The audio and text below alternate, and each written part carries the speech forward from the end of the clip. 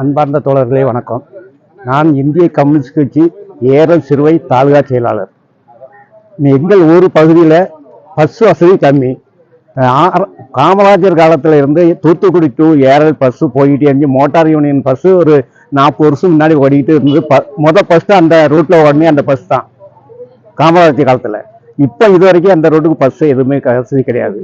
இப்போ ரூட்டை மாற்றி தூத்துக்குடி ஆர்வமங்கலம்னு சொல்லி 5 ட்ரிப்பு 6 ட்ரிப்பு ஒரு நாளைக்கு வருது. அது இந்த பஸ்ஸை தவிர வேறு பஸ்ஸுகள் சில டைமில் அந்த பஸ்ஸும் ரிப்பேர் ஆகிடுது. பொதுமக்கள் ரொம்ப பாதிப்புகள் இருக்காங்க.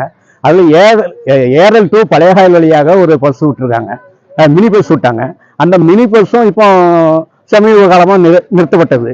திரும்ப இப்போ அமைச்சர் தொடங்கி விட்டதுனால இப்போ 2 நாள் பஸ் ஓடிக்கிட்டு இருந்து மினி பஸ்ஸு திரும்ப அந்த பஸ் ஓடலை. அது மீண்டும் இயங்கணுங்கிறதுக்காக மனு கலெக்டர்கிட்ட மனு கொடுத்துருக்கோம்.